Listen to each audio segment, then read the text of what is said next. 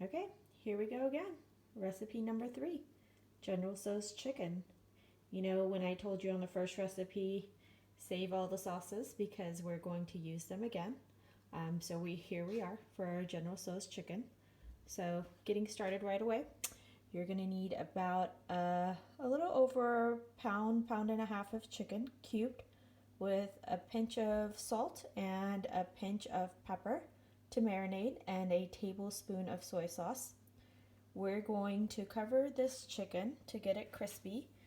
We're going to add 1 beaten egg. In this, I have maybe about a half cup of corn flour and a 1/4 cup of flour, maybe a little less than a 1/4 cup of flour. Sometimes I don't add flour. The corn flour gives it really crispy texture. But right now I'm low on corn flour, so I'm adding a little flour to the mix. For our sauces here, we are going to use about 3 tablespoons of soy sauce. I did about 3 tablespoons of the oyster sauce, half cup of the sweet chili sauce. So this is where you get most of the sweetness. It does have a little bit of spice as well. I am going to do just maybe a tablespoon of sriracha. Use less if you don't like too spicy. And a tablespoon of this amazing chili oil. So it has little chili flakes and oil in here. A tablespoon of that. I am going to add just a little bit more sweetness because we have so much sodium in here to break it up a little. So about a teaspoon of sugar. If you want it a little bit more on the sweet side, you can add a little more. And then a little magic trick here. So in this sauce mixture, I put about a 1/4 cup of water. But if you have chicken broth, use chicken broth instead. I don't, so I use just about a 1/4 cup of water and this Maggi chicken bouillon, so it gives it that extra flavor. And then also something that's going to go into our sauce is this dry chili pepper. You can find at any Asian store, Indian store, and about 4 to 5 cloves of garlic sliced. So these are all of the ingredients you're going to need, including that oil over there, to deep fry our chicken. Okay, so step 1, fry the chicken. This is the chicken marinated with egg. So I put the egg in first, mixed the chicken really well, then added my cornstarch and flour mixture. Mixed it really well. You want to make sure you mix and coat every single piece of chicken. Also going back to my sauce, I forgot to add vinegar here. So if you have rice vinegar, just like a teaspoon of that or regular vinegar into this, just to give it that slight tang. And when I tasted my sauce, I still needed a little bit more sweetness, so I added another teaspoon of sugar. So that's 2 teaspoons of sugar in this sauce. So now going to our frying of the chicken. I have some oil heating up here, and I am going to drop these little pieces of chicken in the oil to fry. And fry until they're golden brown. You don't want to overcrowd your fryer here with too much chicken. Probably do 10 to 12 pieces at a time. And fry until they're golden brown. So it may be anywhere from 5 to 6 minutes that you're frying. Don't stir it just yet. Let it fry for a little bit, maybe like a minute or 2 before you start stirring it, just because you don't want it stuck to the bottom and like sticking to each other. So give it some time to fry before you start stirring. I can see that my chicken, parts of it's already getting golden. So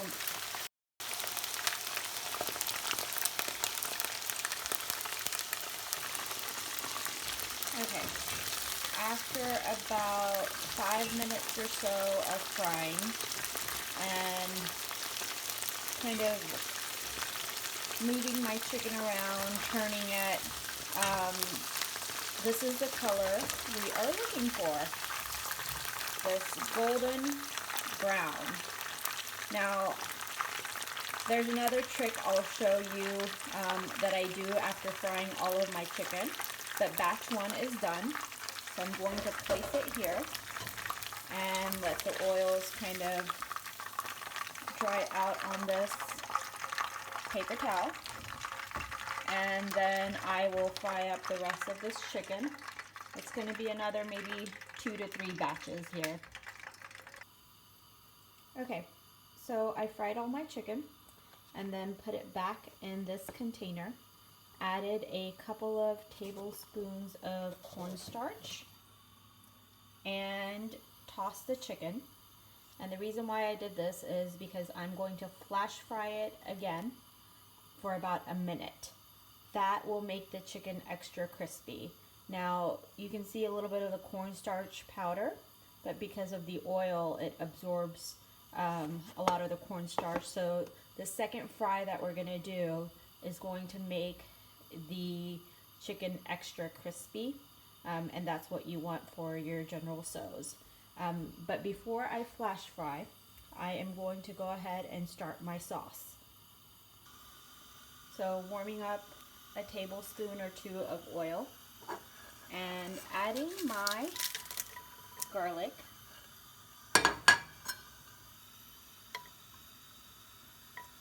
and the dried chili peppers. Just going to fry this on low oil. Again, I don't want to burn my garlic. I just need the oil to be infused with the garlic. So you're not going to overcook the garlic. You're just going to make it a little golden, goldenish color, and just infuse the oil on probably low heat. Okay, so my garlic has pretty much reached where I need to. Some of it's getting a little golden, too golden here, so I'm going to add my sauce. So this was about a minute of my garlic frying in low oil, and I stirred a few times, adding the sauce mixture. And we are going to let this cook for about, on low, for about 5 minutes or so, until the sauce thickens a little bit. Now, if my sauce is not thick enough, I will add the cornstarch water mixture that I did last time for the basil chicken, which is right here. So a teaspoon of cornstarch and about 2 tablespoons of water. So I may add about 2 to 3 tablespoons of this mixture if my sauce is not thick enough. Let this cook for about 5 minutes on low. In the meantime, we are going to flash fry our chicken for about a minute. This is going to be about 3 batches of flash frying in my oil. I need to get my oil back to a medium heat, and I will show you next steps after. Okay, while I'm flash frying my last batch of chicken, I am adding this mixture that I made to thicken my sauce, just a tad bit.